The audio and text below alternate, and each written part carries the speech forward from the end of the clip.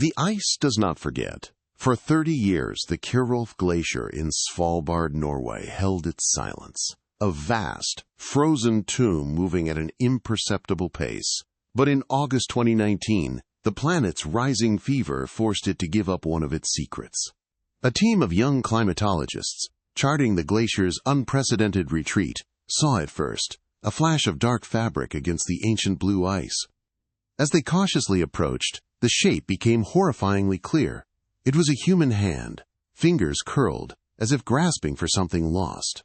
The body was almost perfectly preserved, a relic from a forgotten time, locked away in a crystalline coffin. The ice had kept him, waiting for the world to be ready to listen to his story. Beside the body, wedged between the frozen torso and the ice wall, was another artifact, equally well preserved. A leather-bound journal. Its cover was stiff with frost, but the embossed initials SK were still visible. This was not just a piece of equipment. It was a voice, silenced mid-sentence 3 decades ago. The researchers understood the gravity of their discovery immediately. This was more than a tragic climbing accident. It was a time capsule. Inside that book were thoughts, data, and perhaps the final words of a man swallowed by the Arctic. They carefully extracted it from the ice, its pages sealed shut by the cold, unaware that they were holding a piece of evidence that would unravel a celebrated legacy and expose a lie that had stood for a generation. 30 years earlier, in November 1989, the Polaris Arctic Station was a lonely outpost of humanity against the crushing indifference of the polar night. The wind howled with a fury that could strip flesh from bone, and the world was a monochrome canvas of white snow and black sky.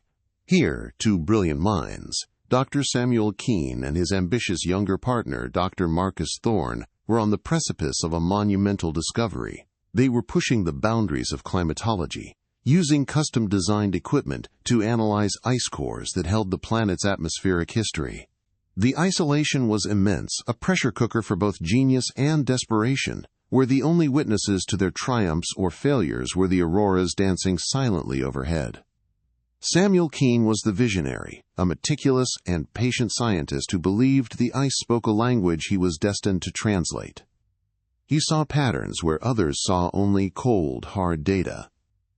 Marcus Thorne was the pragmatist, charismatic and relentlessly driven, eager to make a name for himself in a field dominated by titans. Their partnership was a powerful fusion of experience and ambition. They were friends, bound by a shared purpose in one of the most hostile environments on Earth. They spent countless hours huddled over seismic readings and ice core samples. Their conversations, a mix of complex scientific theory and dreams of the global recognition their work would surely bring. But beneath the camaraderie, a subtle tension was beginning to form, a hairline fracture in their foundation. Their research was revolutionary. By analyzing the trapped gases and isotopic ratios within ancient ice, they were piecing together a climate record more detailed than any that had come before. This wasn't just about understanding the past. It was about predicting the future. Their findings, which Samuel meticulously documented in his leather journal, had the potential to change global policy, to sound an alarm that would echo for decades. The stakes were astronomical, not only for the world but for their careers. The Nobel Prize was a whispered possibility, a tantalizing ghost that haunted the cramped confines of their research station.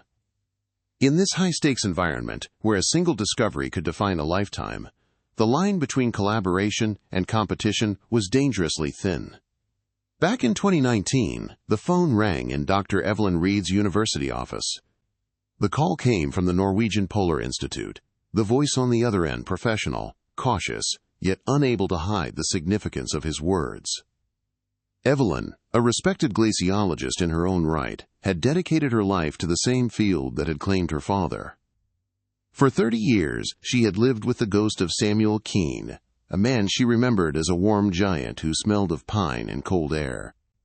His disappearance when she was 10 was a wound that never truly healed, a mystery that defined her.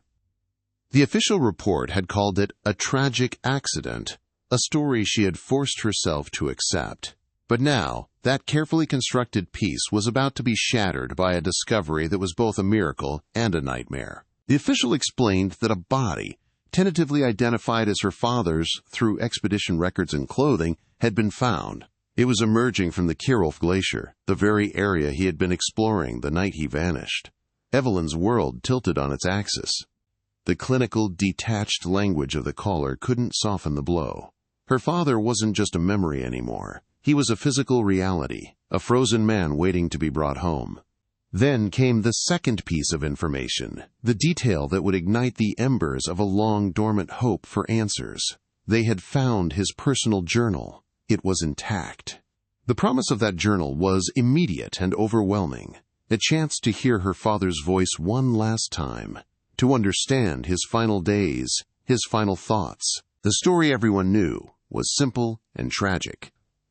On a brutal night in November 1989, Dr. Samuel Keene had gone out to check a remote weather sensor during a sudden, violent blizzard. His partner, Marcus Thorne, had testified that he had begged Samuel not to go, but that Keene was obsessed with a data anomaly and wouldn't listen. Thorne, exhausted and nearly hypothermic himself after a failed search attempt, was the sole survivor and witness. The official inquiry concluded with a ruling of death by misadventure. Marcus Thorne returned a hero, a man who had not only survived the Arctic's fury but had also salvaged their groundbreaking research, which he would publish 2 years later to worldwide acclaim. The world moved on, celebrating Thorne's genius while mourning Keene's tragic end. But the glacier's retreat was an inconvenient truth. It was not just exposing rock and soil that hadn't seen sunlight in millennia. It was exposing a narrative that had been frozen in place. The body of Samuel Keene was not just a relic. It was a witness. The leather journal was not just a collection of notes. It was a posthumous testimony. The discovery of this frozen scene was the beginning of a new investigation, one that would pit the tangible evidence preserved in the ice against the powerful, established history written by the survivor. The story everyone had accepted for 30 years was about to melt away, revealing a much colder, darker truth buried beneath the surface. The phone rang with a shrill, piercing sound that cut through the quiet hum of her university office. Dr. Evelyn Reed flinched, her pen scratching a jagged line across a complex climate model. On the other end of the line, a man with a clipped, precise Norwegian accent spoke words that seemed to belong to another reality. He said Kierulf Glacier, a place she knew intimately from maps and research papers. He said unprecedented retreat, a phenomenon she had dedicated her career to studying. Then he said 2 words that stopped her heart. Your father. The pen slipped from her numb fingers, clattering onto the polished oak desk. The world outside her window, with its gentle autumn sunlight and drifting leaves, vanished. There was only the voice, a disembodied messenger from a frozen past, delivering a truth that had been buried for 30 years. The caller, a representative from the Norwegian Polar Institute, continued in a measured, professional tone, attempting to deliver the news with a clinical detachment that only made it more brutal. He spoke of a body, almost perfectly preserved by the ice, discovered by a team of young climatologists. He mentioned the clothing, the expedition gear from 1989, all matching the records of the Polaris Arctic Station. Tentative identification, he called it. For Evelyn, the words were a barrage of scientific jargon, turned into personal horror.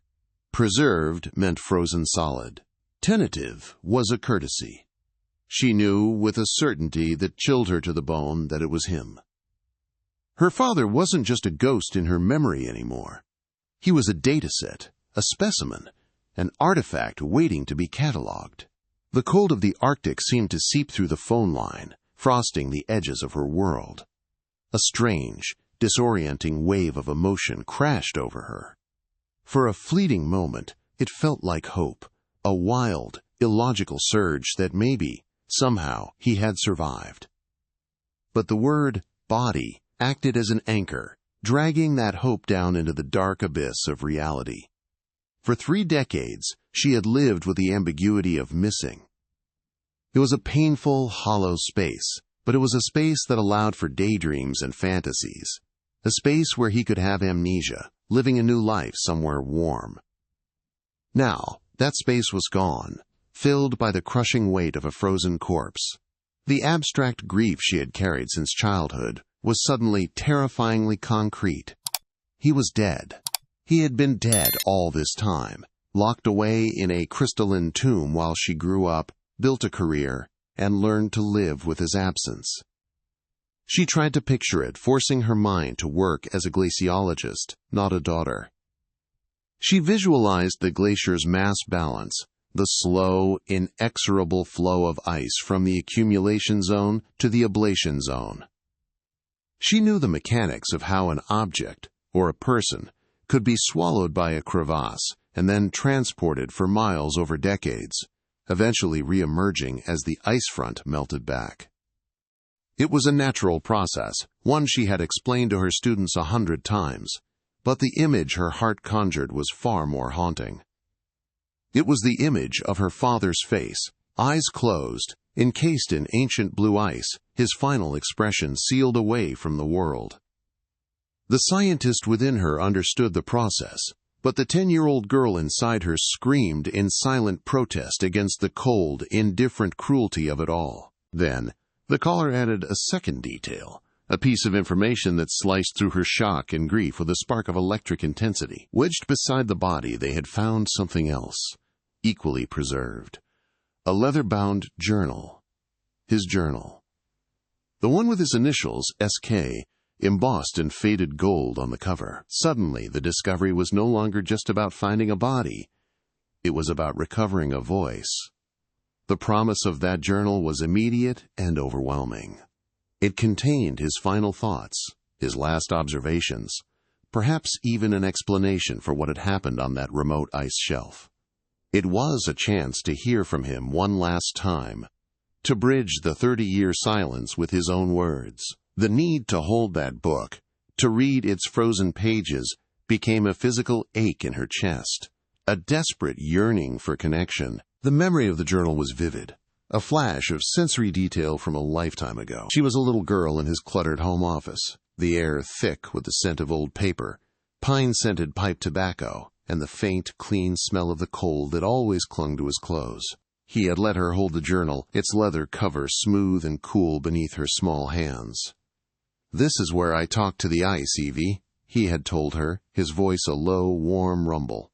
"It tells me stories about the world, and I write them down here." Now, that book held his final story. It was no longer just a collection of scientific data. It was a testament, a final message from a man who had been silenced mid-sentence by the overwhelming force of the Arctic. The official narrative, the one she had recited to herself for 30 years, began to feel thin and fragile, like a sheet of young ice. Dr. Samuel Keene, a brilliant scientist, went out to check a remote sensor during a freak blizzard and never returned.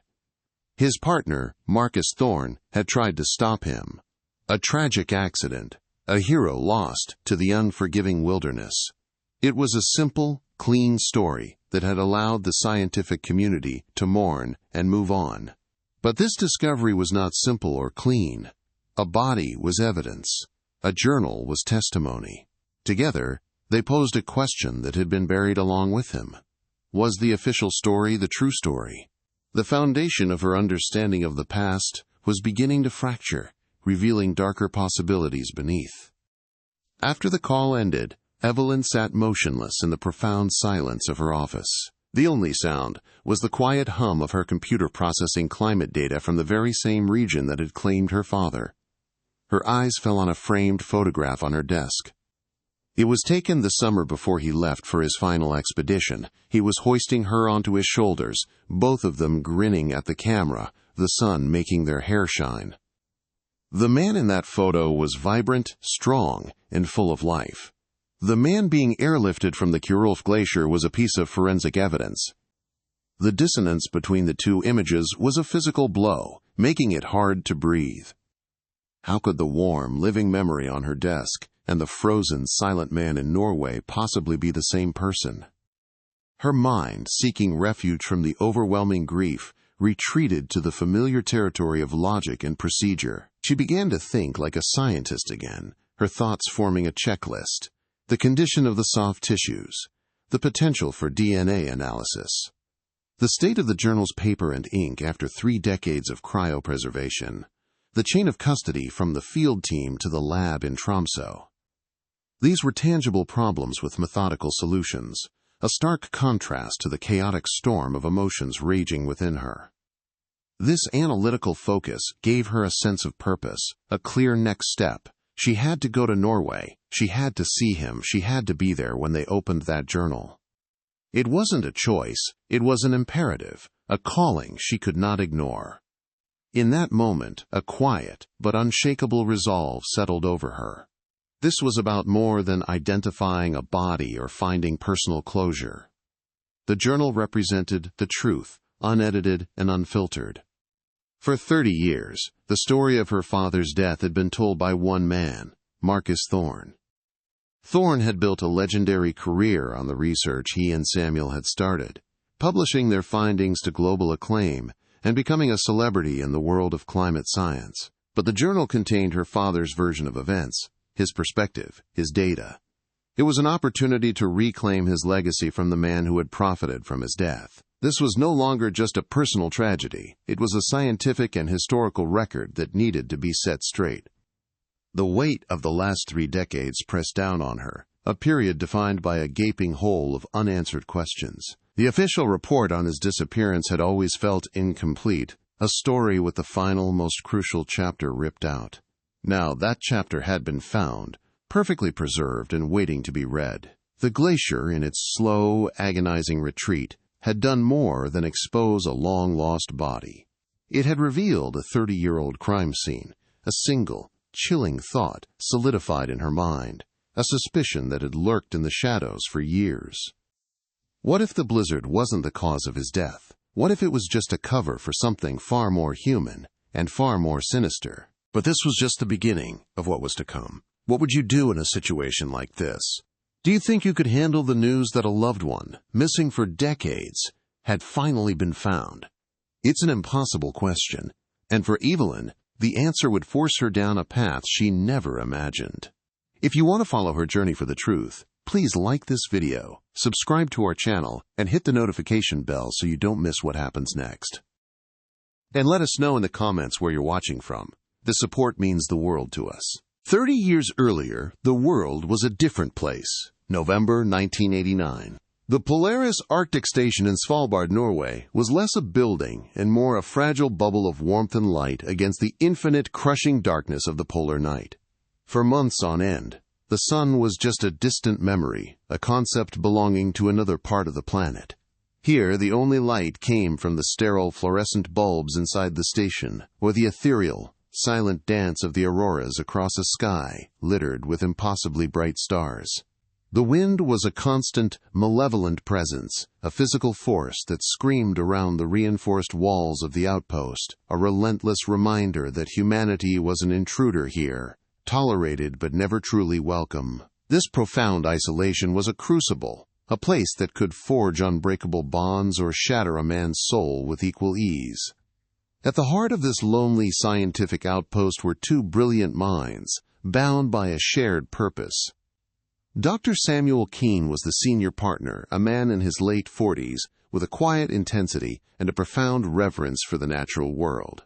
He was a visionary, a meticulous and patient scientist who believed the ice spoke a language, a history of the planet written in layers of frozen water. He saw intricate patterns and subtle narratives where others saw only cold, hard data. His approach was almost philosophical, driven by a deep-seated curiosity to understand the planet's past to protect its future. His constant companion was a worn, leather-bound journal, its pages filled with his elegant script, documenting not just observations but his very thoughts and theories, a direct line into his formidable intellect. His partner, Dr. Marcus Thorne, was his opposite in nearly every way. A decade younger, Thorne was a dynamo of ambition, charismatic and relentlessly driven. Where Samuel was patient, Marcus was impatient. Where Samuel was contemplative, Marcus was action-oriented. He was a pragmatist, his eyes fixed firmly on the prize, recognition, acclaim, and a permanent place in the pantheon of scientific giants. He possessed a sharp, quick mind and an undeniable charm that could disarm colleagues and secure funding with equal skill. He respected Samuel's genius, but viewed his meticulous, almost spiritual approach as a potential brake on their progress. Marcus Thorne didn't want to just translate the ice's language. He wanted to be the first to publish the dictionary and reap the rewards that came with it. For a time, their differences created a perfect synergy. Samuel's methodical vision provided the foundational theories, the roadmap for their groundbreaking research. Marcus's boundless energy and practical skills turned those theories into tangible experiments, pushing the boundaries of their custom-designed equipment and driving their data collection forward at an unprecedented pace. Their days were spent in the controlled cold of the ice core lab, and their nights were spent huddled over seismic readings and atmospheric gas analyses. In the cramped confines of the station, they were more than colleagues. They were friends, allies against the vast, frozen emptiness. Their conversations a lively mix of complex scientific debate and shared dreams of the global impact their work would surely have. Theirs was a powerful fusion of experience and ambition, seemingly destined for greatness. But the Arctic's unforgiving environment is a pressure cooker, and the immense weight of their potential discovery began to exert its force. The isolation, which had initially bonded them, started to magnify their differences. Subtle tensions, once easily dismissed, began to form like hairline fractures in a sheet of ice. Samuel would insist on triple-checking every data point, a process Marcus saw as an unnecessary delay. Marcus would propose shortcuts, more aggressive interpretations of their findings to expedite a publication, which Samuel viewed as a dangerous compromise of scientific integrity. The unspoken competition for who would be credited as the primary author of their eventual paper began to hang in the frigid air between them, a silent ghost in their cramped living quarters. The camaraderie was still there, but it was becoming brittle. Their research was nothing short of revolutionary. Using custom-built drills and sensors designed by Samuel, they were extracting ice cores from depths never before reached, pulling up samples of ice that had been locked away for millennia. By analyzing the tiny bubbles of ancient atmosphere trapped within these cores, they were piecing together a high-resolution climate record of the Earth. This wasn't just about confirming past ice ages. It was about identifying abrupt climate shifts, understanding the natural cycles of carbon in the atmosphere, and creating a baseline that would, for the first time, definitively prove the unprecedented impact of human industrial activity. Their work had the potential to sound an alarm that would echo for generations, fundamentally changing global policy and our understanding of the planet itself. The stakes were astronomical, far beyond academic prestige. A successful paper would mean lead articles in Nature and Asterisk Science, keynote addresses at international conferences, and advisory roles to governments.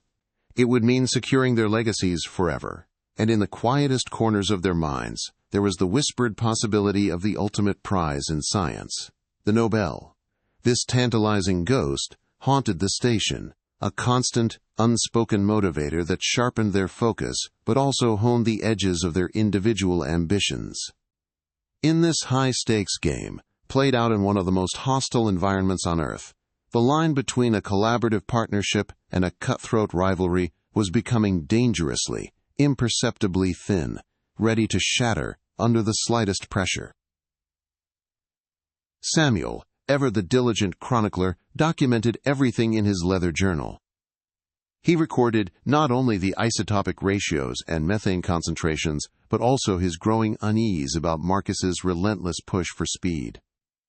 He noted arguments over data interpretation and his own private fears that his partner's ambition might be clouding his scientific judgment. The journal became more than a scientific log. It was a private confessional, a place to voice the concerns he couldn't bring himself to say aloud. It was the sole, unbiased witness to the slow fracturing of their partnership.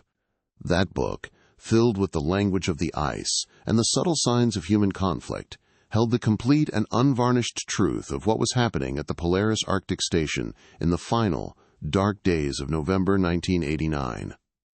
The Polaris Station was a world unto itself, a self-contained ecosystem of recycled air, artificial light, and simmering human emotion. Outside, the polar night was absolute, a crushing, silent void where the temperature could drop to 50 below zero in minutes.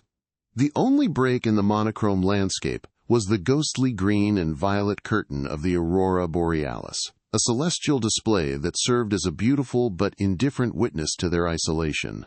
Inside, the cramped quarters forced a level of intimacy that could be both a comfort and a curse. Every sigh, every frustrated tap of a keyboard, every quiet conversation echoed in the shared space. This relentless proximity, combined with the immense pressure of their work, created an atmosphere where small disagreements could fester, and hidden ambitions could grow like crystals in the supercooled air, sharp and dangerous. The station wasn't just a place of science. It was a psychological experiment with only two subjects. For Samuel Keene, the isolation was a tool for focus, but his heart remained thousands of miles away. His journal was not merely a log of isotopic ratios and atmospheric pressure readings. It was a lifeline to his family, and especially to his 10-year-old daughter, Evelyn. Tucked between pages of complex equations were unsent letters to her, his elegant script describing the ethereal beauty of the auroras, which he called the sky's quiet ghosts. He wrote about the profound silence of the landscape, a quiet so deep you could hear your own heartbeat. He promised to teach her how to read the ice herself one day.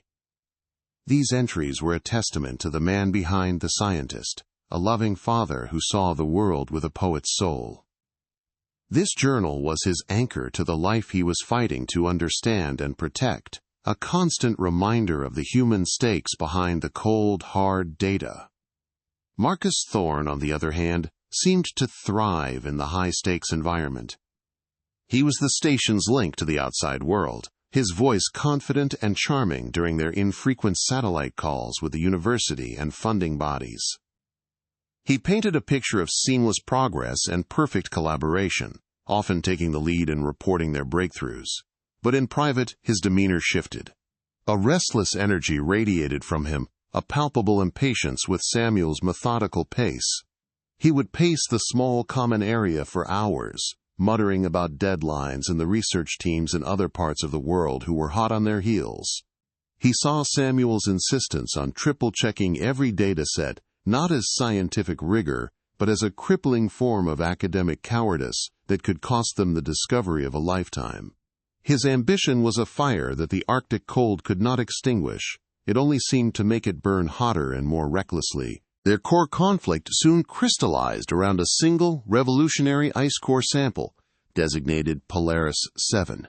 The preliminary data from this core was extraordinary, showing an abrupt climate shift centuries ago that was more dramatic than any previously recorded. Marcus saw it as their golden ticket. He argued passionately for immediate publication, insisting they could build an entire groundbreaking paper around this single piece of evidence. Samuel, however, was adamant. He viewed a single data point, no matter how spectacular, as an anomaly, not a conclusion.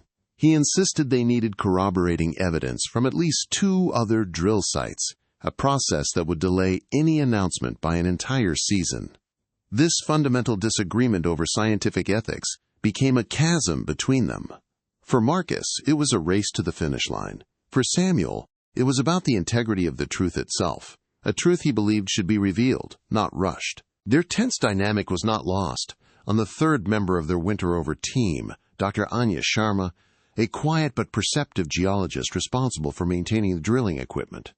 While Samuel and Marcus were the stars of the expedition, Anya was its essential backbone, ensuring the complex machinery didn't fail in the brutal conditions. From her small workshop, she had a clear view of the main lab and common area. She observed their arguments, which grew more frequent and less academic. She saw Marcus spending late nights at the main console, rerunning analyses on the Polaris 7 data, his posture tight with frustration. She once overheard a heated exchange where Marcus accused Samuel of wanting to die an unknown genius. Anya kept her observations to herself, but she felt the professional tension souring into something personal and corrosive, a change in the station's atmosphere as palpable as a drop in barometric pressure. Yet, even as the fractures deepened, there were moments of their original camaraderie. One evening, after a week of grueling work, Samuel brought out a bottle of 18-year-old single malt scotch he had saved for a special occasion. They turned off the station's harsh interior lights and sat in near darkness, watching the most spectacular aurora display of the season. For a few hours, they weren't competitors. They were two men at the edge of the world, humbled by the majesty of nature. They spoke of the future, of how their research would force the world to listen, to change its ways. They shared stories of their families and their lives before this frozen exile. It was a fleeting truce, a poignant reminder of the powerful friendship that their shared ambition was now systematically destroying, making the eventual betrayal not just a professional crime, but a profound human tragedy. As November wore on, the polar winter tightened its grip. A series of ferocious storms battered the station, confining them indoors for days at a time and putting their remote sensors under extreme duress. The wind howled with a new, more violent intensity, and the temperature rarely rose above 40 below. Inside, the atmosphere grew just as cold and hostile. Marcus became increasingly agitated, his arguments for publishing now tinged with a desperate edge. He spoke of legacy, of the risk of losing everything to an equipment failure or a catastrophic storm. Samuel, in response, grew more insular, his journal entries shifting from scientific observation to expressions of deep concern over his partner's reckless ambition and dangerous disregard for the scientific method. The cramped station, once a haven of collaborative genius, now felt like a cage housing two irreconcilable forces, heading for an inevitable collision. The breaking point arrived on the night of November 17, 1989. A critical data anomaly appeared on the feed from a remote weather sensor array located several miles from the station. For Samuel, this was a potential eureka moment, a real-time atmospheric event that could be the key to validating his most controversial theory about abrupt climate shifts. It required going out into the teeth of an approaching blizzard to recalibrate the sensor and retrieve the physical data logs. He saw it as a necessary risk for an unprecedented reward. Marcus argued vehemently against it, calling it a suicide mission. The official record would later state that Marcus begged his partner not to go, but in the charged, toxic air of the Polaris station that night, the line between concern and opportunity had become terrifyingly blurred. Samuel was determined to go, unaware that he was stepping out not just into a storm, but into the final, fatal act of a tragedy. The flight to Tromsø, Norway was a disorienting blur of recycled air and the low hum of jet engines, a sterile transition from her familiar world into the cold, stark reality of the Arctic. Stepping off the plane, the air hit Evelyn with a physical force, so crisp and clean it felt like inhaling ice. The landscape was a dramatic canvas of dark, jagged mountains, plunging into the deep, steel-gray waters of the fjord. This was her father's world, the environment that had both fascinated and ultimately claimed him. Waiting for her just past customs was a tall, stoic man with weary eyes and a face accustomed to the biting wind.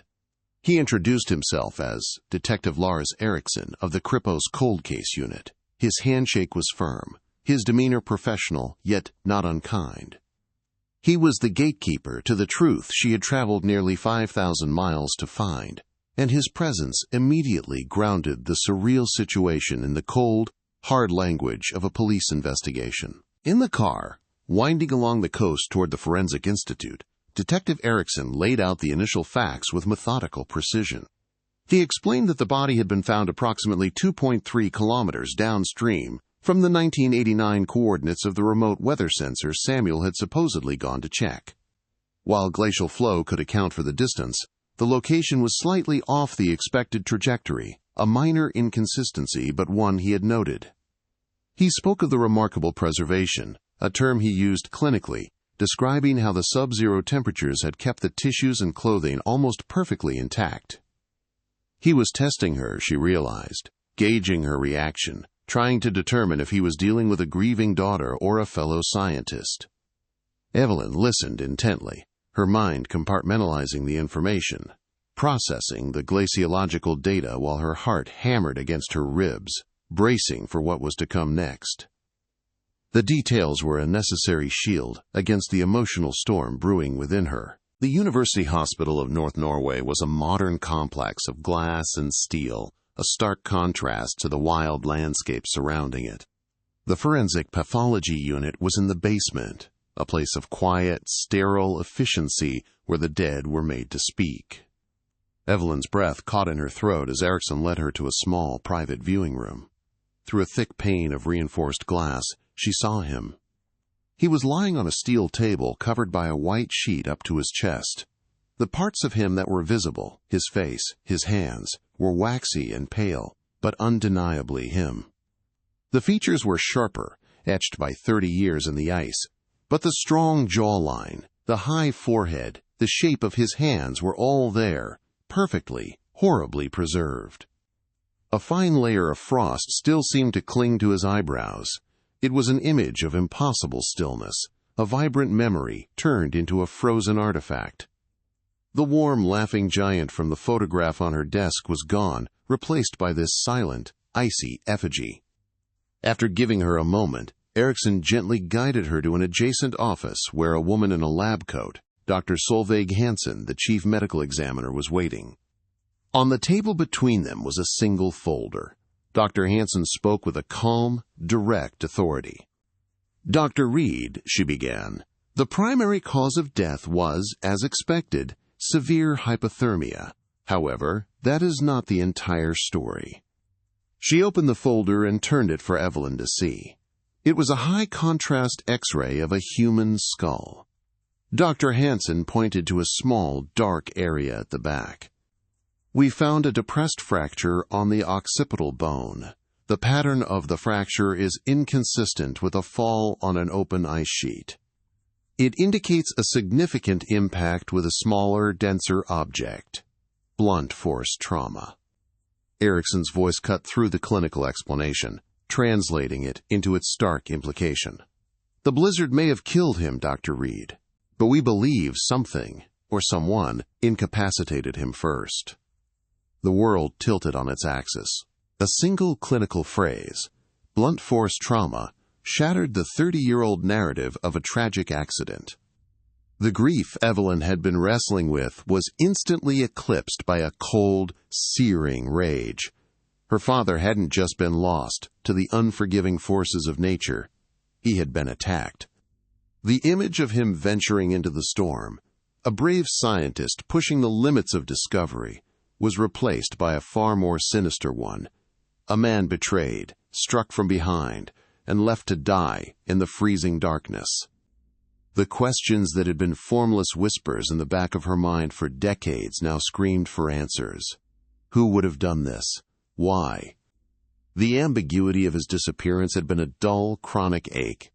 This new certainty was a sharp, clean wound, a call to action. Her quest was no longer just for closure. It was for justice. The name of Marcus Thorne, the sole witness, the man who built his legacy on her father's research, burned in her mind. The investigation's second focal point was the leather-bound journal. It was being handled at a separate facility, a specialized forensic lab renowned for its work with delicate historical documents. Erickson explained the painstaking process to her, showing her photos on a tablet. The journal was kept in a climate-controlled chamber where the temperature was being raised by a fraction of a degree each day to prevent the cellular structure of the paper from collapsing. The goal was to thaw it slowly over several weeks, allowing the frozen moisture to sublimate directly from a solid to a gas, bypassing the liquid stage that would cause the ink to run and the pages to turn to pulp. It was a race against time and physics, a high-tech effort to preserve a low-tech artifact that held the key to everything. Every page was a potential witness, every sentence a piece of testimony frozen in time. A week later, Erickson called with an update. The lab specialists had successfully separated the first 40 pages. The news was a double-edged sword. He told Evelyn that the early entries were a miracle of preservation. The ink was crisp, the script clear. They contained detailed meteorological data, complex isotopic calculations, and, interspersed between the science, deeply personal notes. He read one aloud over the phone. November 5th. The auroras were magnificent tonight, Evie. A river of green fire across the sky. I wish you could see it. Hearing her father's voice, his words meant only for her, was an emotional gut punch. A beautiful and painful connection across the chasm of 30 years. But the optimism was short-lived. Erickson's tone grew grave as he explained that the final section of the journal, the pages most likely to describe the events of his last day, were severely damaged.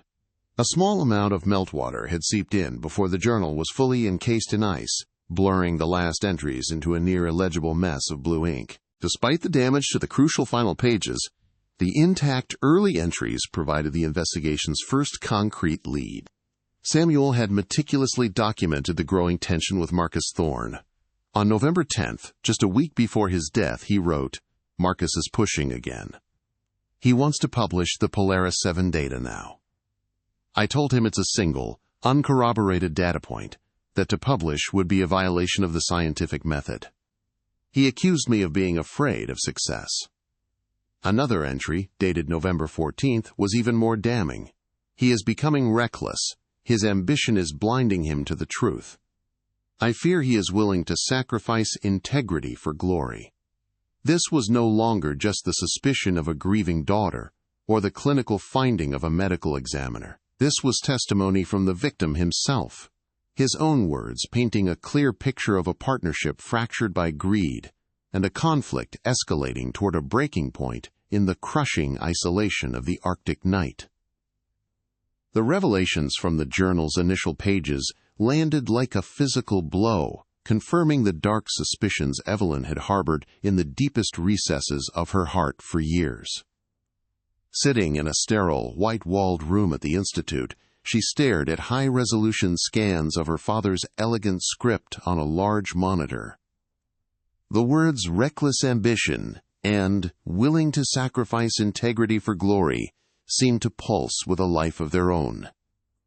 This was not a stranger's account. This was her father's voice, reaching across 3 decades to warn her, to tell her the truth. A profound and terrible sadness washed over her, followed by a cold, clarifying anger. The official story had always cast her father as the reckless one. Now, his own words painted a portrait of a principled scientist, trying to rein in a partner whose ambition had become a dangerous, unchecked force. The journal was more than evidence. It was a vindication of the man she remembered. Detective Erickson, sitting across from her, saw the shift in her demeanor from grief to resolve. He explained the legal implications with quiet gravity. While the journal entries didn't contain a direct accusation, they systematically dismantled the narrative Marcus Thorne had carefully constructed in 1989. In his original statement to the Norwegian authorities, Thorne had described their partnership as unshakable, like brothers, and claimed Samuel's decision to venture into the storm was a sudden, tragic obsession that he had fought desperately to prevent. These newly discovered pages directly contradicted that testimony, establishing a clear pattern of escalating conflict and providing a powerful motive: Thorne's desire to publish the Polaris 7 data at any cost. The journal transformed the case from a potential homicide with no context into a story of a partnership poisoned by greed and a betrayal that may have turned deadly. For Evelyn, the weight of those words was intensely personal. She felt a duty not just to find justice for his death, but to reclaim his professional legacy. For 30 years, the world had celebrated Marcus Thorne as the visionary who unlocked the secrets of the Arctic, while her father was remembered as a tragic footnote, a brilliant man who let his obsession lead him to an early grave. But the journal revealed the truth. Samuel was the guardian of scientific integrity, the one who insisted on rigor and truth over fame. She gently touched the monitor, her fingers tracing the curve of a letter in his handwriting.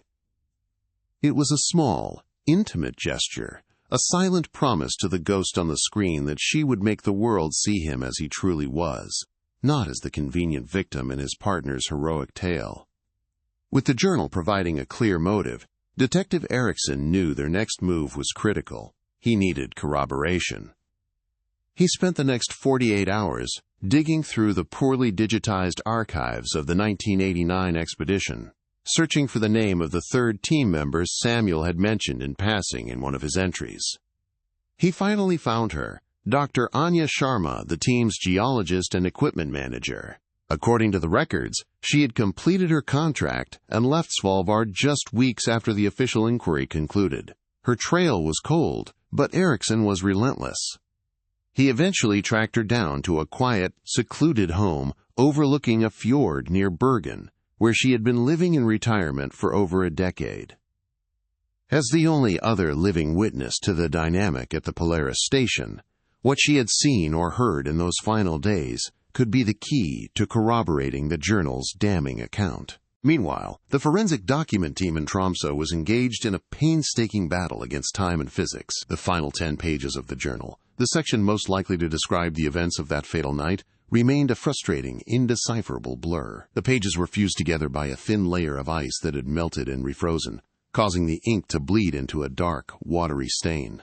The team worked under intense pressure, using a combination of controlled sublimation and delicate mechanical separation, a process measured in millimeters per day. Evelyn saw images of their work, a technician in a sterile suit, peering through a microscope, using a tool as fine as a surgeon's scalpel to separate the fragile paper fibers.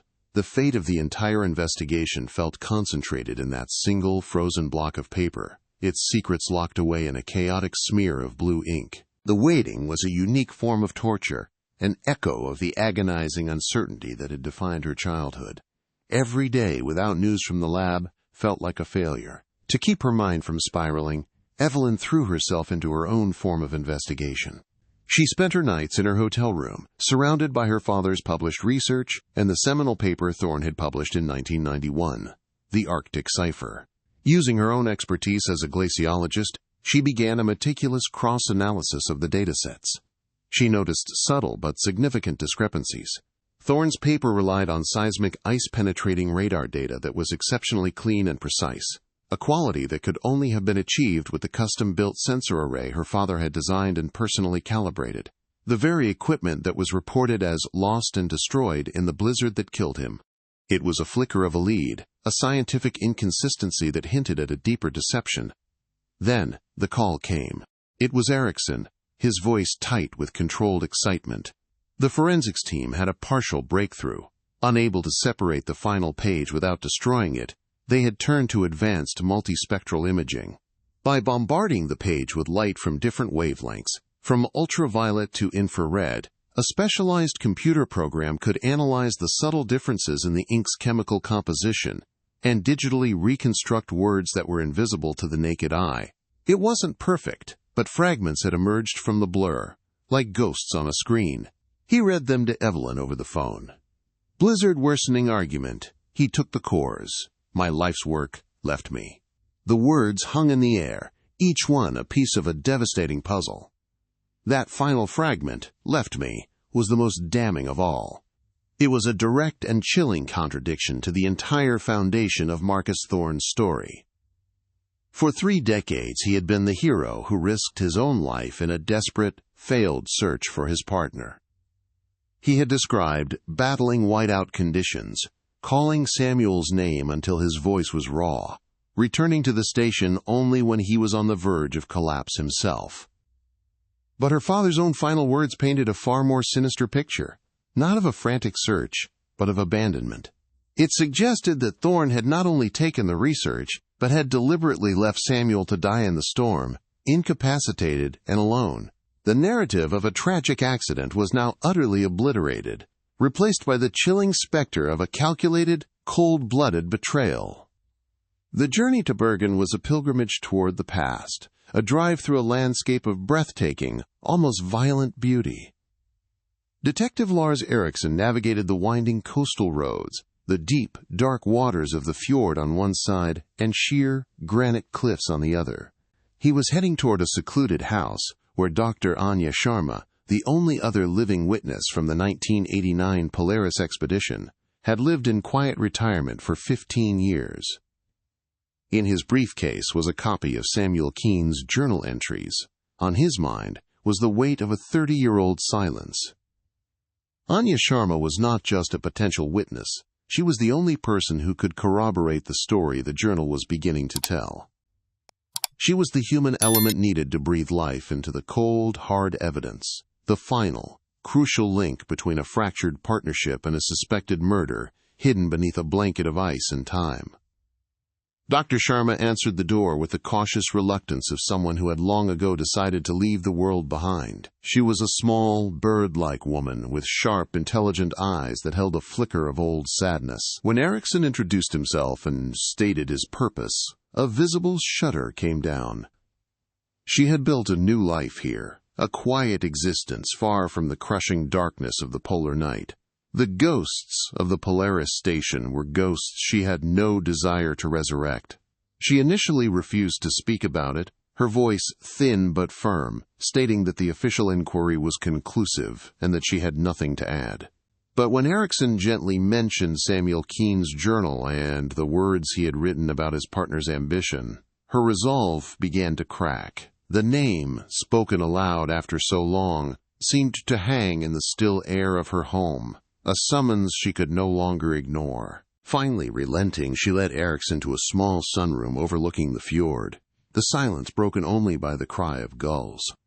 Her testimony began slowly, her words chosen with the same care a geologist might use to examine a fragile rock sample. She confirmed the atmosphere of escalating tension that Samuel had detailed in his journal.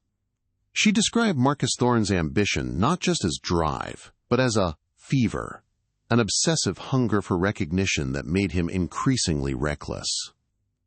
She remembered how his conversations shifted from collaborative discovery to a frantic race against unseen competitors. She told Erickson that in the final month, Marcus rarely slept, spending his nights rerunning the Polaris 7 data, his frustration a palpable force in the cramped station. Her account was not just a confirmation of the journal, it was a chilling, independent portrait of a man coming undone by his own desires. Then, Anya shared the memory that had haunted her for 3 decades. On the night Samuel disappeared, she was in her small workshop, separated from the main lab by a thin wall. She overheard their final argument. It wasn't about the storm or the sensor. Not really. It was about the research. She heard Marcus's voice, sharp with fury, shouting, "This is our one shot, Sam. Your obsessive caution will bury us both." Samuel's reply was low and steady, but she heard him say, "Integrity is all we have, Marcus. Without it, the data means nothing."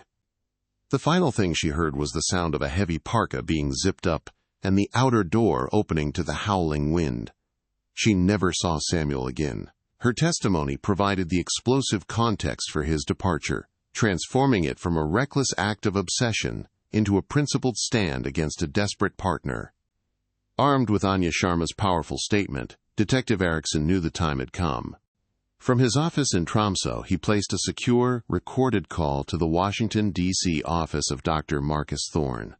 The initial connection was routed through a series of assistants, a human firewall designed to protect the influential scientist from unsolicited contact.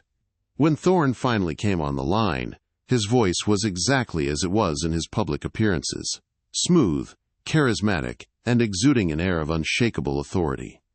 He feigned a somber, practiced grief as Erickson informed him of the discovery of Samuel's body, calling it a, quote, tragic but necessary closure. He was performing the role of the mournful survivor, a part he had perfected over 30 years. Erickson listened patiently, letting the silence on the line stretch, waiting for the perfect moment to dismantle the performance. The shift happened the moment Erickson mentioned the journal. A split second of silence, a barely perceptible intake of breath, was all the reaction he got before Thorne's polished facade began to crack. When Erickson read the forensic pathologist's finding of blunt force trauma, Thorne's voice turned to ice. "That's a preposterous and offensive accusation," he snapped, the warmth gone, replaced by pure, cold fury. He dismissed the journal as the ramblings of a man under extreme psychological duress, a man who had become a danger to himself and the expedition. The call ended abruptly, not with condolences, but with a thinly veiled threat. "My lawyers will be in contact with your superiors," Thorne stated, his voice dripping with the arrogance of a man who believed himself to be completely untouchable. The line went dead, and the battle had officially begun. Within 24 hours, Thorne made good on his threat. A formal letter arrived at Krippos headquarters from one of the most powerful law firms in Washington, D.C. It was a masterclass in legal intimidation, accusing the Norwegian police of harassing a globally respected scientist and a key advisor on international climate policy. The letter demanded they cease and desist all contact with Dr. Thorne and formally challenged the provenance of the journal, suggesting it could be a forgery. It was a clear and unambiguous power play, designed to bury the investigation under a mountain of legal paperwork and diplomatic pressure. Thorne wasn't just defending himself, he was using his immense influence to attack the very legitimacy of the evidence and the integrity of the investigators. The case had escalated from a cold case homicide to an international incident. Simultaneously, Thorne launched a preemptive strike in the court of public opinion. An exclusive interview appeared in a prestigious international news magazine. In it, Thorne spoke movingly about his late partner, Dr. Samuel Keene, painting him as a, quote, brilliant but deeply troubled soul. He artfully wove a narrative of Samuel's increasing paranoia and mental instability in the final weeks of the expedition, citing the immense pressure of the polar night. He even suggested, with feigned reluctance, that Samuel had grown obsessed with the idea that others were trying to steal his work. It was a calculated and cruel masterpiece of character assassination, designed to frame his victim as an unreliable narrator and cast doubt on any evidence, especially the journal, that might emerge. He was poisoning the well, ensuring that if and when the accusations became public, the world would already be predisposed to distrust the man frozen in the ice. Evelyn read the article on her laptop in her stark Tromsø hotel room, and a wave of nausea and rage washed over her. She was watching a powerful man methodically dismantle her father's memory, twisting his scientific integrity into a symptom of mental illness. Every word Thorne uttered was a carefully crafted lie, designed to protect a 30-year-old crime. This deeply personal attack solidified her resolve, transforming her quest for justice into a burning imperative. She realized that fighting Thorne on the grounds of testimony and memory was a losing battle. He was a master manipulator of narratives. But there was one language he couldn't distort, one form of evidence his power could not discredit: the cold, hard, irrefutable language of the scientific data. Her father had lived by that code, and now she would use it to expose his killer. She turned her grief and anger into fuel, diving back into her analysis of Thorne's 1991 magnum opus, The Arctic Cipher. Foregoing sleep, she cross-referenced the published data with the faded copies of her father's research notes she had brought with her. Working late into the Arctic twilight, she found it. A unique seismic data signature, a specific frequency pattern used to measure ice shelf thickness, appeared throughout Thorne's paper. It was a pattern that could only have been produced by the custom-designed geophone array her father had built and calibrated himself, the very equipment Thorne had reported as lost and destroyed in the blizzard. It was the smoking gun, a scientific fingerprint that proved Thorne hadn't just used their shared theories, he had taken the physical data logs from the remote sensor that night. He had stolen her father's life's work. Just as she was documenting her findings, preparing to send the irrefutable proof to Detective Erickson, her phone buzzed with an urgent message from him. The situation had escalated dramatically.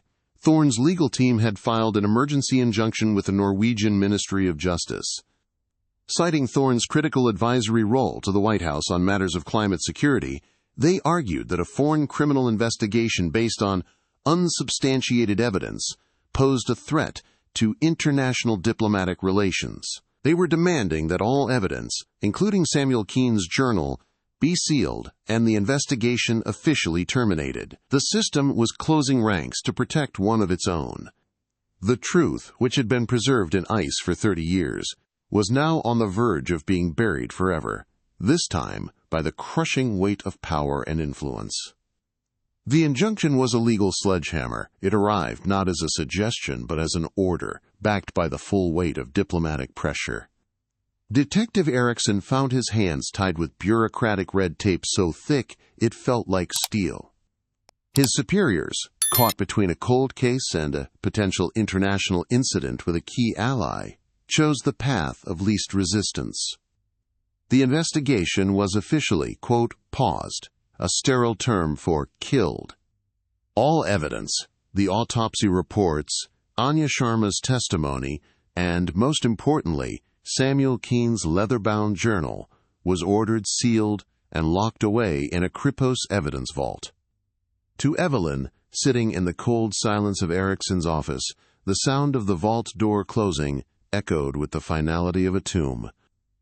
For the second time in 30 years, the truth of what happened on the ice was being deliberately buried, not by a glacier, but by the calculated machinations of a powerful man. The system wasn't just failing, it was actively protecting a killer. Evelyn Reed, however, refused to be silenced. A lifetime spent studying the slow, inexorable power of glaciers had taught her that even the most immense forces could be worn down by persistent, focused pressure. She possessed the one piece of evidence that existed outside the sealed investigation, her own mind and the scientific proof she had uncovered. The seismic data signature was a ghost in Thorne's machine, an irrefutable fingerprint he had foolishly published for the world to see. Sitting in her hotel room surrounded by printouts of data charts and her father's old research, a cold, hard resolve crystallized within her. If the official channels of justice were closed, she would forge a new one.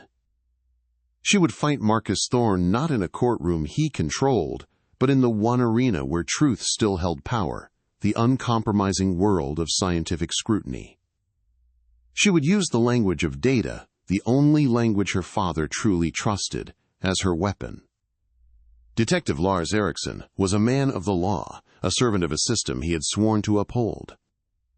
The order to stand down was a direct command, and insubordination was not in his nature.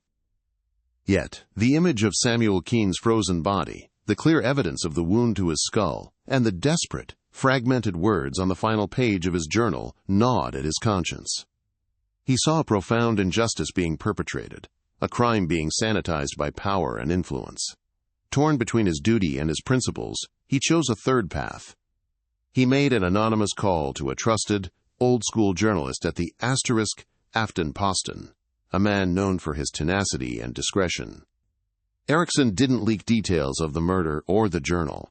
He simply confirmed a rumor, stating that the discovery of Dr. Keene's body had led Kripos to reevaluate the circumstances of his 1989 disappearance. It was a small, calculated spark, dropped into the dry tinder of the media landscape. The spark caught. The initial story in the Norwegian press was a brief but intriguing human interest piece, quickly syndicated by international wire services. It presented the tale of a long-lost scientist emerging from a melting glacier, a modern tragedy brought to light by climate change. But Erickson's carefully chosen phrase, reevaluate the circumstances, acted as a hook. In New York, it snagged the attention of Sarah Jenkins, a Pulitzer-nominated investigative journalist known for her deep dives into the nexus of science, money, and power. She had followed Dr. Marcus Thorne's celebrity career for years, always sensing a dissonant note of curated perfection behind his charismatic public persona. The official story of his partner's tragic death had always seemed a little too neat, a little too perfect. This small news item from Norway was the loose thread she had been waiting for, a chance to finally pull and see what unraveled. Meanwhile, Evelyn made her own strategic move. She spent 2 sleepless days drafting not an accusation, but a scholarly query. Her article, submitted to the preprint server used by the global glaciology community, was a masterpiece of clinical precision. Titled A Methodological Anomaly in the Seismic Data of the 1991 Arctic Cipher paper, it meticulously laid out her findings.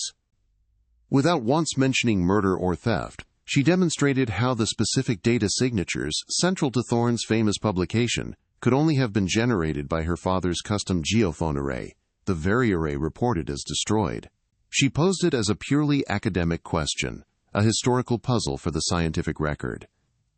It was an elegant and deadly maneuver, forcing Thorne to defend his work not against a grieving daughter, but against the unassailable logic of his own published data. The article went live, and the scientific community immediately took notice.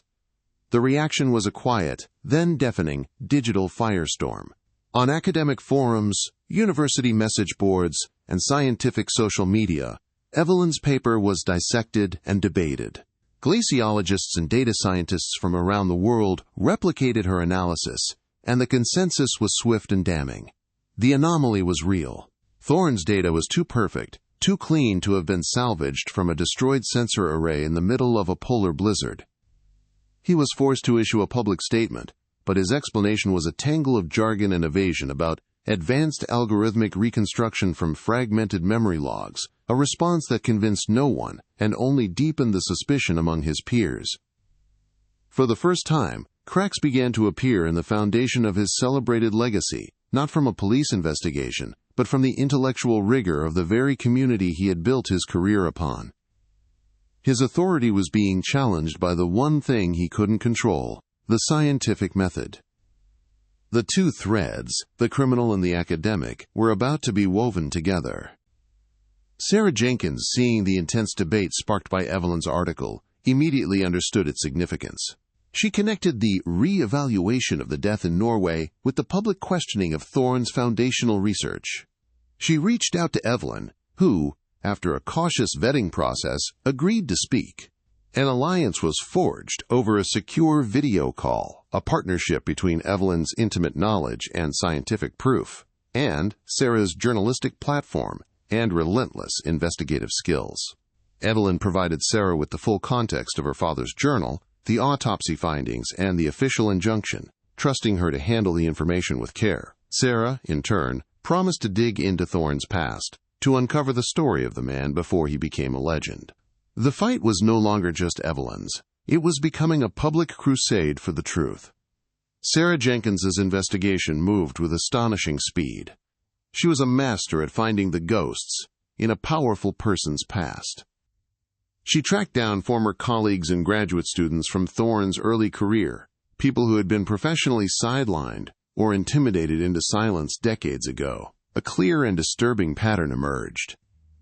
They told stories of a brilliant but ruthless man who consistently took credit for the work of his subordinates, who manipulated data to ensure his hypotheses were proven correct, and who professionally destroyed anyone who dared to question his methods.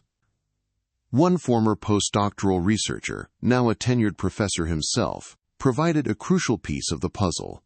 He revealed that Thorne's initial, lavish funding after the Polaris expedition came from a private foundation with deep, undisclosed ties to a powerful U.S. senator, who would later become Thorne's most influential political patron and the architect of his White House appointment. This was the connection that elevated the story from a cold case murder to a sprawling conspiracy. The powerful senator who had championed Thorne for decades was also a key figure on committees overseeing energy and commerce. Sarah's research uncovered a network of influence. Thorne's climate models, built upon the stolen data, consistently favored policy solutions and carbon offset technologies developed by corporations in which his political patron held significant financial stakes. Thorne wasn't just a scientist. He was the highly paid, highly protected scientific voice for a multi-billion-dollar enterprise. The fierce legal and diplomatic pushback from Washington was suddenly cast in a new, more sinister light. They weren't just protecting a man from a murder charge. They were protecting a complex and lucrative system of influence that had shaped global climate policy for over 20 years. Samuel Keene hadn't just been betrayed by a partner. His death had enabled a generation of systemic, high-stakes corruption. The mounting public pressure was becoming undeniable. Sarah Jenkins's initial articles, carefully sourced and fact-checked, began to appear online, exposing the scientific questions surrounding Thorne's work and his history of professional misconduct. The story was gaining traction, and the Norwegian Ministry of Justice found itself in an increasingly untenable position. What began as a quiet effort to avoid a diplomatic headache was now looking like a deliberate cover-up on an international stage. Armed with Sarah's reporting, Detective Erickson made his move. He presented his superiors with a new argument. The embarrassment of being seen as complicit in a cover-up for a corrupt American political network was now a far greater diplomatic risk than the investigation itself. Reluctantly, feeling the shifting political winds, the ministry relented. They gave Erickson a quiet, unofficial green light to resume his investigation, specifically to pursue the leads that could be corroborated outside of the sealed evidence. The hunt was back on. Cornered, his scientific reputation in tatters, and his political allies growing nervous, Marcus Thorne made a final, desperate gamble born of pure hubris. He believed he could still control the narrative. He agreed to a live, exclusive interview on a major news network, a primetime spectacle designed to portray himself as the victim of a vindictive conspiracy led by a clearly unstable Evelyn Reed. He intended to use his practiced charm and scientific authority to dismantle the allegations one by one in front of millions of viewers. For Thorne, it was a chance to reclaim his legacy. For Evelyn, Erickson, and Sarah, it was the moment of truth. The battle would no longer be fought in sealed evidence rooms or on academic forums. It was about to become a public trial, broadcast live to the world, where a 30-year-old lie would finally confront the truth that had refused to stay buried in the ice. The television studio was a universe of controlled perfection, cold and silent except for the low hum of the massive cameras and the crisp, air-conditioned chill. Bright, heatless LED lights bleached all color from the set, creating a stark, high-definition reality. Dr. Marcus Thorne sat in a sleek leather chair, the picture of intellectual authority. He was impeccably dressed, his face professionally made up to project warmth and sincerity. He smiled at the host, a practiced, easy smile that had charmed audiences and benefactors for 3 decades. He believed he was walking into an arena he controlled, a platform to finally crush the absurd accusations that had bubbled up from the past. He saw the camera's red light blink on, a signal that his performance, the most important of his life, was about to begin. He was ready to deploy his greatest weapon, a carefully constructed lie, polished to a brilliant shine by 30 years of repetition. Miles away, in a cramped Tromsø hotel room that smelled of stale coffee and nervous energy, the atmosphere was the polar opposite. The television screen was the room's only light, its cold blue glow illuminating the tense faces of Evelyn Reed, Detective Lars Erickson, and Sarah Jenkins, who was on a muted video call from New York. Printouts of seismic data were spread across the bed, and a copy of Samuel Keene's journal lay on the nightstand like a holy relic. This was their war room, the nerve center of a counter-offensive against a man of immense power. Evelyn's heart hammered against her ribs, a frantic, trapped bird. She was about to watch the man who murdered her father attempt to murder his memory on live television. Her hands were clenched so tightly her knuckles were white, her entire being focused on the face on the screen, a face that had haunted her dreams for a lifetime. The interview began just as Thorne had planned. The host, a respected journalist named David Chen, started with softball questions, allowing Thorne to settle in and establish his narrative. Thorne spoke with a deep, resonant voice, his words dripping with a somber, feigned grief. He called Samuel Keene, my brother, my mentor, and a brilliant but troubled mind. He artfully painted a picture of Samuel's descent into paranoia during the polar night, suggesting his death was the tragic but inevitable result of a mind succumbing to the immense pressure of isolation. He positioned himself as the long-suffering friend who had done everything he could to save a man who refused to be saved. It was a masterful performance, designed to elicit sympathy and frame any evidence to the contrary as the product of a compromised mind. Then David Chen, armed with Sarah Jenkins's meticulous research, shifted his line of questioning. "Dr. Thorne," he began, his tone still conversational, "your career has been remarkable. But some former colleagues we spoke to described a pattern, even in your early years, of taking primary credit for the work of junior researchers. How do you respond to that?" Thorne's smile tightened by a millimeter. It was an unexpected jab, but he parried it smoothly. "Science is a collaborative and often competitive field," he said, waving a dismissive hand. "There will always be disagreements over contribution. I've always made it a point to champion the work of my teams." He was attempting to frame a serious ethical charge as a minor professional squabble, a footnote in a storied career. But the first crack in his polished armor had appeared. Chen pressed on, moving from professional ethics to the heart of the matter.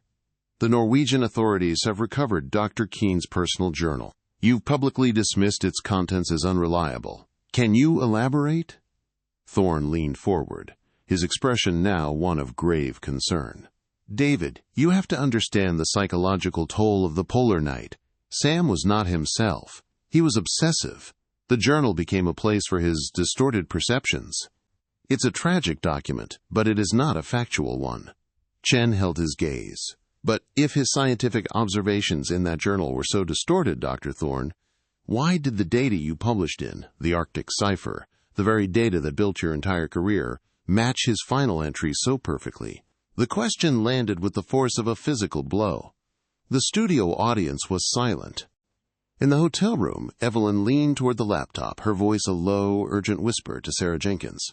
"Now, Sarah, ask him about the geophone. Use the exact phrasing." She was no longer just a spectator. She was a combatant, feeding the ammunition directly to the front line. Her grief had been forged into a weapon of pure, cold logic. She was using her father's own scientific rigor to dismantle the man who had stolen it.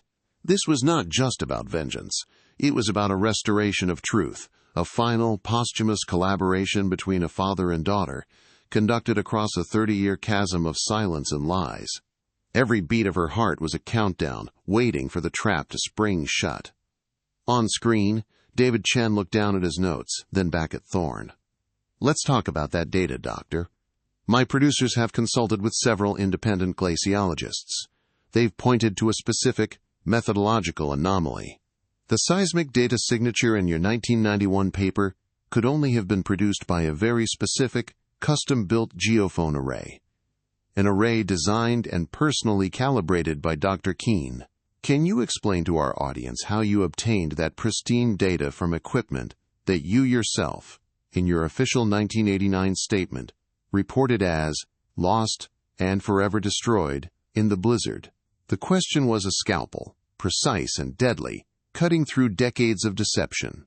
It wasn't an accusation of murder. It was an irrefutable question of scientific fraud, and in Thorne's world, that was a death sentence of its own.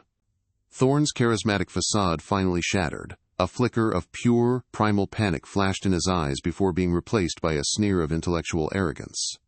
He launched into a convoluted explanation, a word salad of algorithmic data reconstruction, fractal modeling, and extrapolating from fragmented memory logs. He was building a fortress of jargon, hoping to confuse and intimidate the audience into submission. But Chen, prepped by Evelyn and Sarah, refused to let him retreat. "Forgive me, Doctor, but that sounds incredibly complex. Could you give us a simple answer? Did you or did you not have the physical data logs from that sensor when you returned to the station?"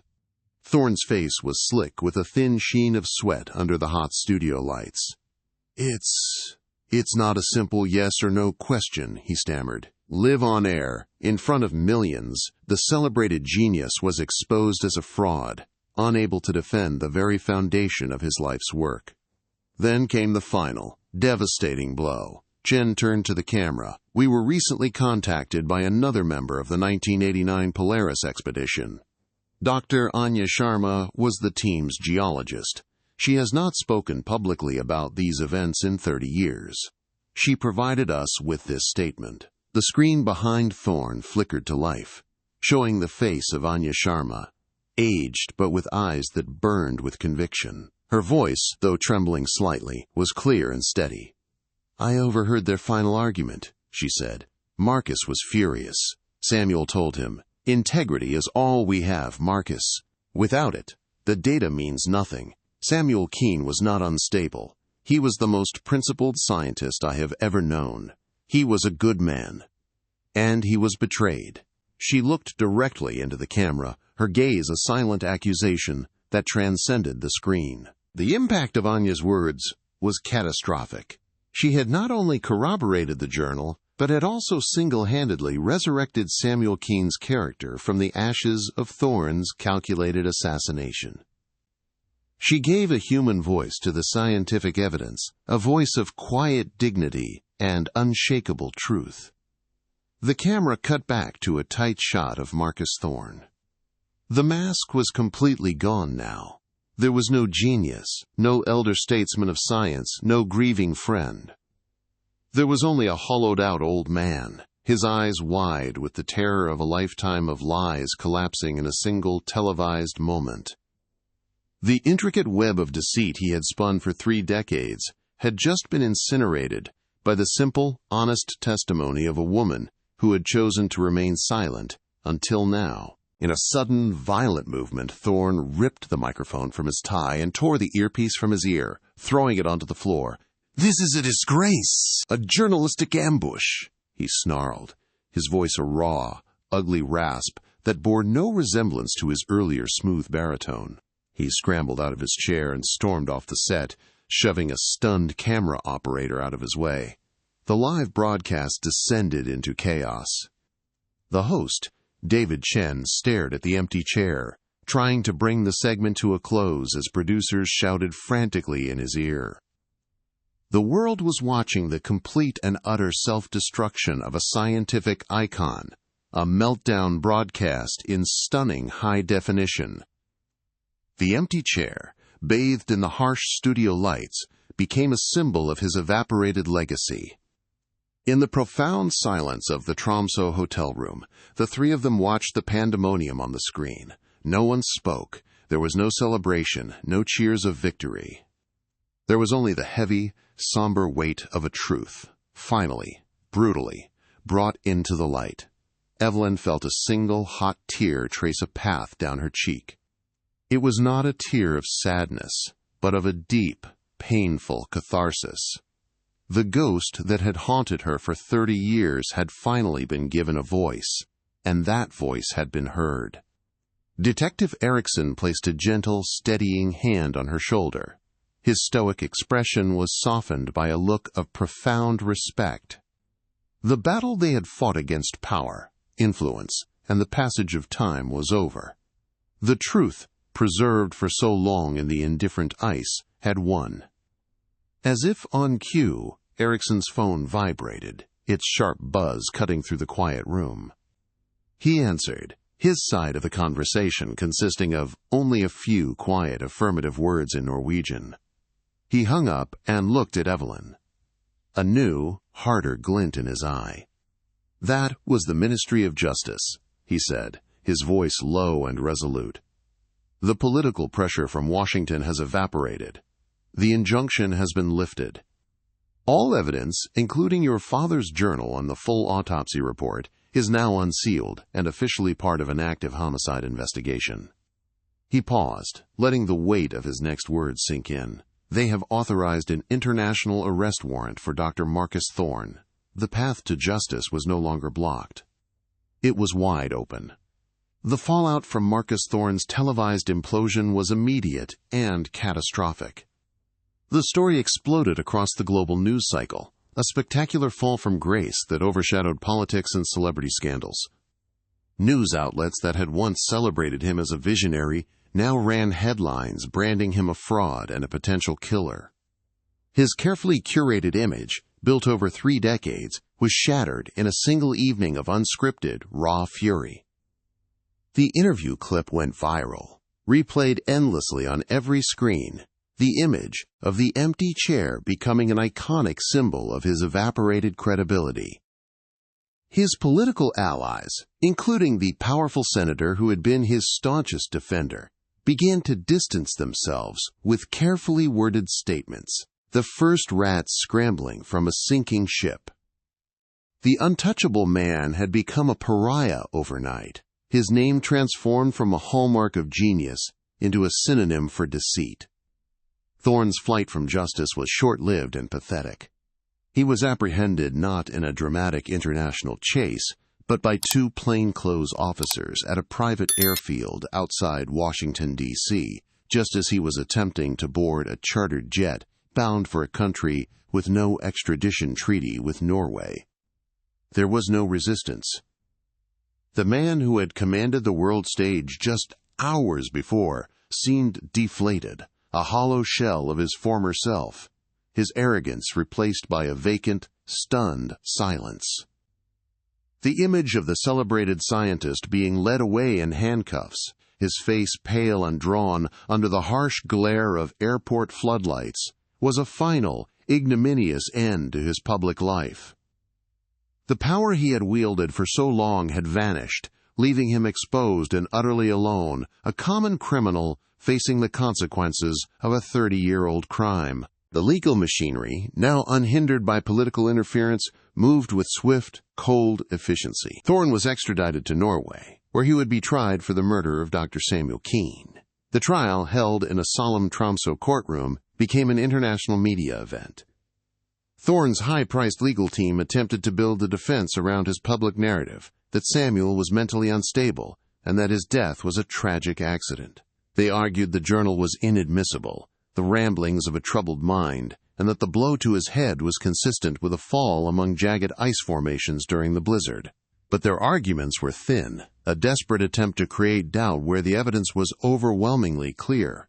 Against the cold, hard facts emerging from the ice, their narrative crumbled into dust. The centerpiece of the prosecution's case was Samuel Keene's journal, now unsealed and entered into evidence. Detective Erickson presented it to the court, and a forensic document expert testified to its authenticity, explaining the painstaking process of its preservation and analysis. Selected passages were read aloud, and Samuel's voice, calm, rational, and increasingly concerned, filled the silent courtroom.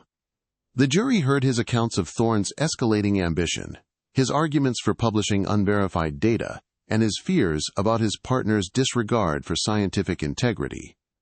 And then, the prosecutor displayed a high-resolution image of the final restored page. The fragmented words, argument, he took the cores. My life's work left me, hung in the air, a direct and damning accusation from beyond the grave. It was Samuel Keene's final, irrefutable testimony.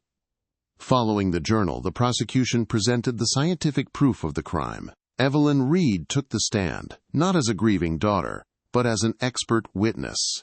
With clinical precision, she walked the court through her analysis of the seismic data from the Arctic cipher.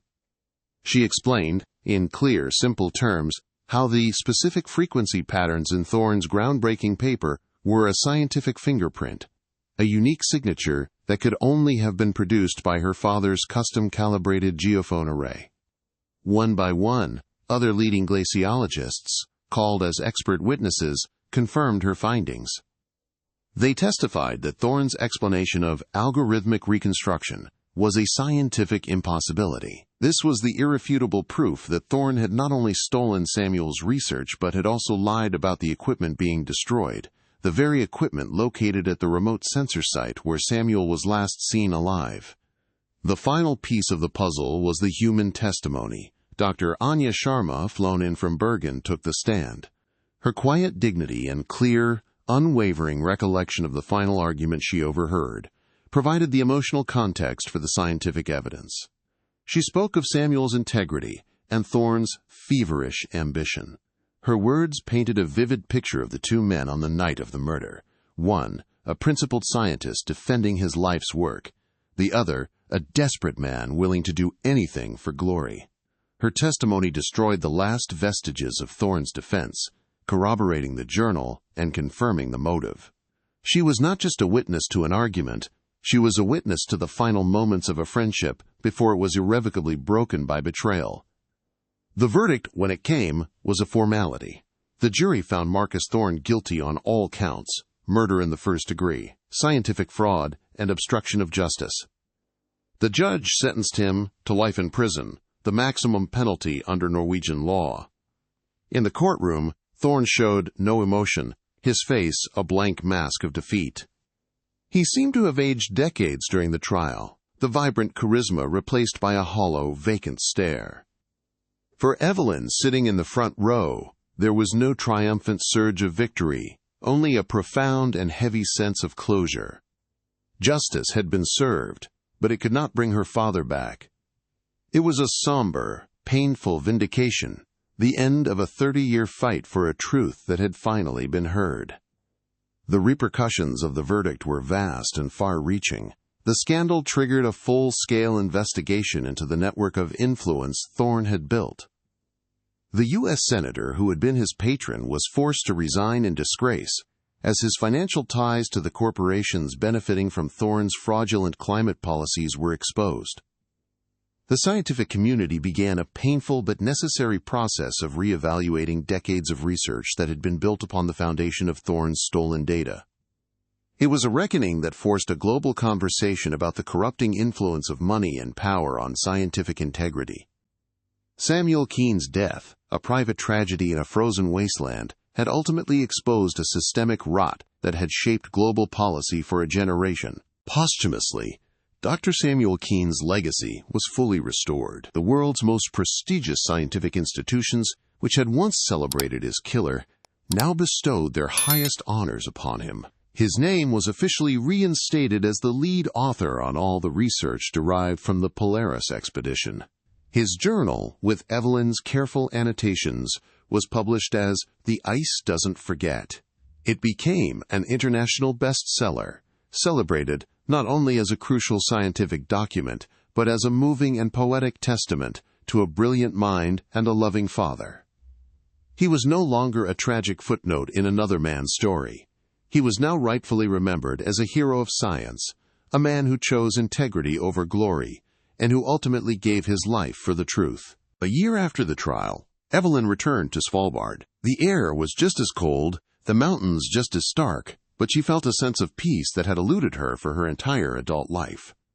She traveled by helicopter to a ridge overlooking the Kjerulf Glacier, the vast river of ice that had been both her father's tomb and his messenger. There, with a small group of friends and Detective Erickson, she held a memorial. She didn't speak of murder or betrayal. Instead, she read a passage from his journal, one he had written to her when she was 10. "The auroras are the sky's quiet ghosts, Evie. They don't speak, but they dance." A reminder that even in the deepest darkness, there is a light that cannot be extinguished. The body of Dr. Samuel Keene was finally brought home. The frozen artifact from the glacier was gone, replaced by the memory of the man he was. He was cremated, and his ashes were scattered in the pine-forested mountains he had loved to hike as a young man. The funeral was a small, private ceremony, a final, belated goodbye for a man whose absence had been a gaping wound for 30 years. Evelyn was finally able to mourn her father, not the missing scientist or the murder victim, but the warm giant who smelled of pine and cold air, the man who had hoisted her onto his shoulders and taught her to see the stories written in the landscape. The circle was closed. Detective Lars Erickson officially closed the case file on the disappearance of Samuel Keene. The thick folder, filled with 30 years of dead ends, was now supplemented by autopsy reports, forensic analyses, and a guilty verdict. For him, the case was a stark reminder of his life's work, that truth, no matter how deeply buried, has a persistent, inexorable force. He had seen how power could create a lie that the whole world believed, but he had also seen how the courage of a few, a persistent daughter, a quiet witness, a dedicated journalist, could bring that lie crashing down. The Kjerulf Glacier case was closed, but its lessons would remain with him for the rest of his career. Back in her university office, Evelyn Reed looked at the framed photograph on her desk, the one of her father hoisting her onto his shoulders, both of them grinning at the camera. The image no longer brought a sharp pang of unresolved grief. The questions that had haunted her for 3 decades had been answered. Her father's name was cleared, his legacy restored, and his killer was brought to justice. A profound sense of peace settled over her. The ghost in her life had finally been laid to rest. She turned back to her work, analyzing new climate data from the Arctic, carrying forward the torch of scientific integrity her father had passed to her. The ice does not forget, she thought, and now neither would the world. In the end, it was the ice that had the final say. For 30 years, it held its silence, a vast, frozen vault moving at a pace too slow for human comprehension. It had been a tomb, a place of profound and tragic loss for Evelyn Reed. But in its slow, agonizing retreat, it had also become a messenger, a keeper of a truth so cold and hard it could not be denied. The glacier had taken her father, but it had also preserved his voice, cradling his last words in a crystalline coffin until the world was finally ready to listen. The story of Samuel Keene was a stark and powerful reminder that the natural world is not just a backdrop for human drama. It is an active participant, a silent witness that keeps a perfect, unbiased record of our darkest secrets, waiting for the right moment to reveal them. The fall of Marcus Thorne sent shockwaves far beyond the confines of a Norwegian courtroom.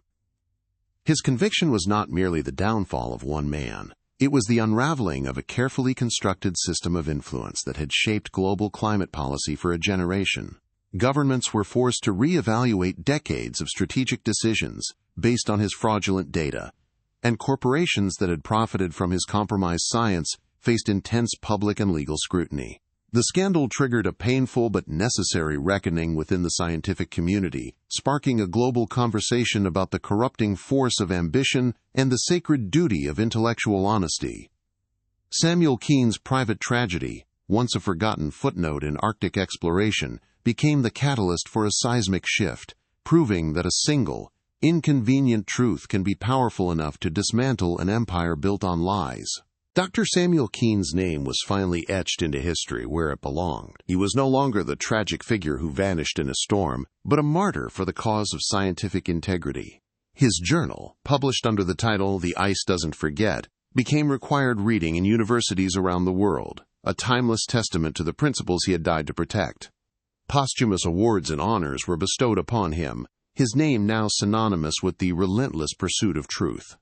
His legacy was no longer defined by his death, but by the unwavering principles that guided his life. The world came to see him as Evelyn always had. A quiet giant, a man who believed that the data meant nothing without the integrity to report it honestly, a truth for which he paid the ultimate price. For Evelyn Reed, the end of the trial was not a moment of victory, but one of profound, quiet release.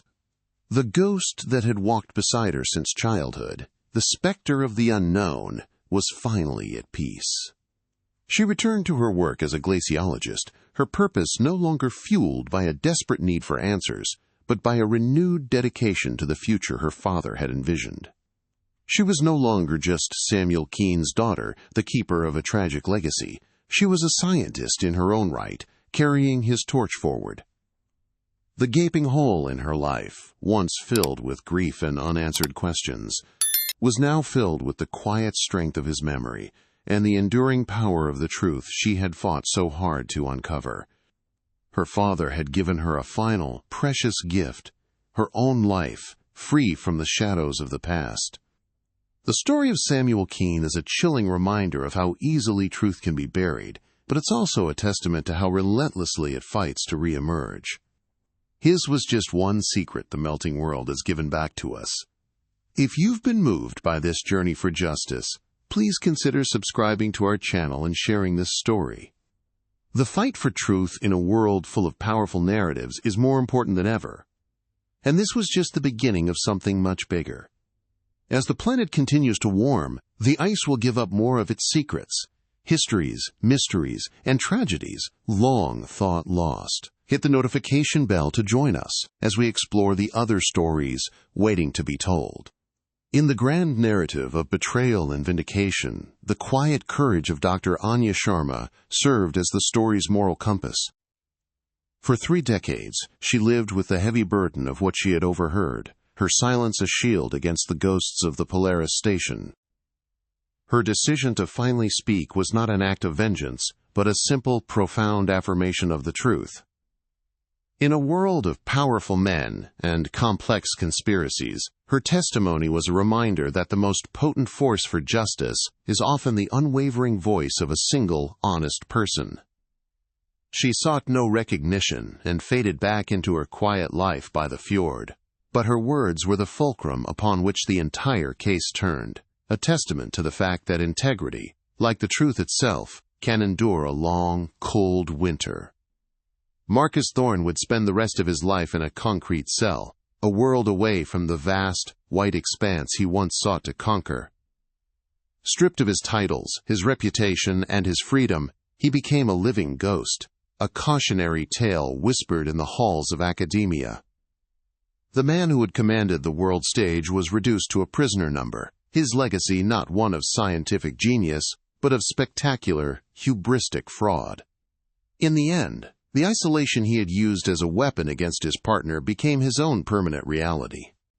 He was confined not just by prison walls, but by the crushing weight of a single, irreversible choice made in the heart of a blizzard 30 years earlier, a choice to sacrifice a life for a lie that would ultimately consume his own.